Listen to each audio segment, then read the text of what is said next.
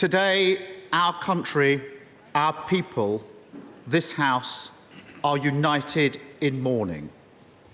Queen Elizabeth II was this great country's greatest monarch. And for the vast majority of us, it feels impossible to imagine a Britain without her. All our thoughts are with her beloved family, our royal family, at this moment of profound grief. This is a deep and private loss for them, yet it's one we all share, because Queen Elizabeth created a special personal relationship with us all. That relationship was built on the attributes that defined her reign: her total commitment to service and duty, her deep devotion to the country, the Commonwealth, and the people she loved. In return for that, we loved her. And it is because of that great shared love that we grieve today. For the 70 glorious years of her reign, our Queen was at the heart of this nation's life. She did not simply reign over us. She lived alongside us.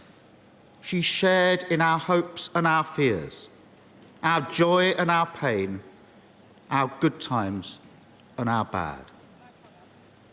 Our Queen played a crucial role as the thread between the history we cherish and the present we own.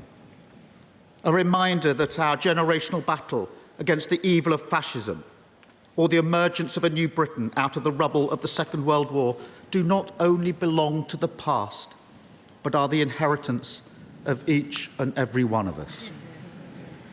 A reminder that the creativity, the hard work, the enterprise that has always defined this nation is as abundant now as it ever was.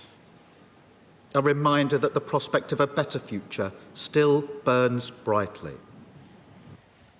Never was this link more important, that when our country was plunged into lockdown at the start of the pandemic, her simple message that we would see family again, that we would see friends again, that we would be together again, gave people strength and courage when they needed it most. But it wasn't simply the message that allowed a shaken nation to draw upon those reserves. It was the fact that she was the messenger. COVID closed the front doors of every home in the country. It made our lives smaller and more remote. But she was able to reach beyond that, to reassure us and steel us. At the time we were most alone, at a time we'd been driven apart, she held the nation close in a way no one else could have done. For that, we say thank you. On the occasion of the Queen's Silver Jubilee in 1977, Philip Larkin wrote of her reign: "In times when nothing stood, but worsened or grew strange, there was one constant good: she did not change."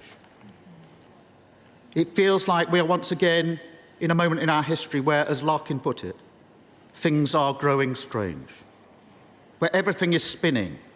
A nation requires a still point. When times are difficult, it requires comfort. And when direction is hard to find, it requires leadership. The loss of our Queen robs this country of its stillest point, its greatest comfort, at precisely the time we need those things most. But our Queen's commitment to us, her life of public service, was underpinned by one crucial understanding: that the country she came to symbolise is bigger than any one individual or any one institution. It is the sum total of all our history and all our endeavours, and it will endure.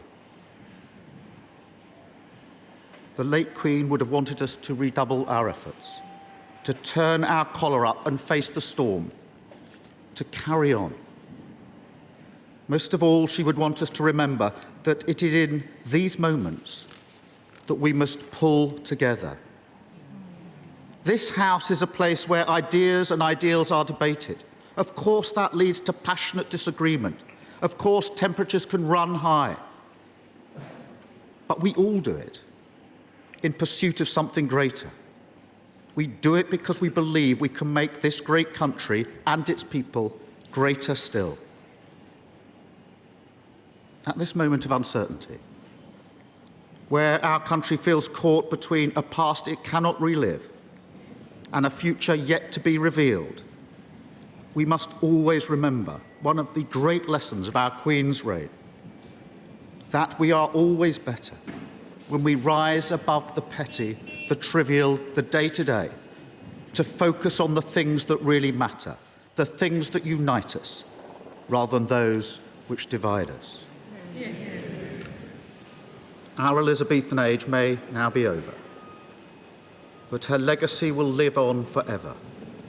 And as the children of that era, it falls upon us to take that legacy forward, to show the same love of country, the love of one another, as she did, to show empathy and compassion, as she did, and to get Britain through this dark night and bring it into the dawn, as she did. We join together today not just to say goodbye to our Queen, to share in our mourning, but to say something else important. God save the King, because as one era ends, so another begins. King Charles III has been a devoted servant of this country his entire life.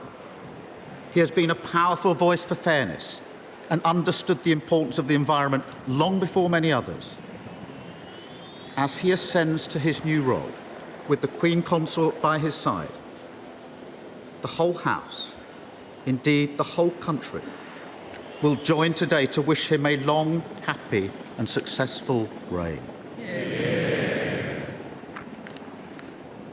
Mr. Speaker, the emotions we see across the nation today are echoed across the Commonwealth to which our Queen was so committed, in the church to which our Queen was so devoted, and in the armed forces which she led and her family served.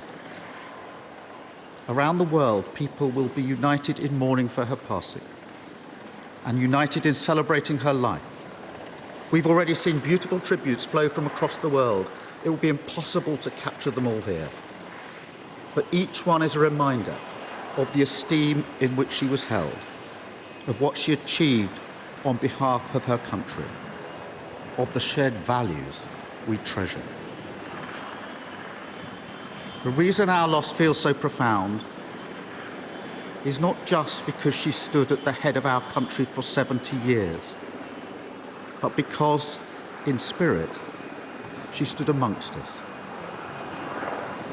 As we move forward, as we forge a new path, as we build towards a better future, she will always be with us, for all she gave us and all she will continue to give us.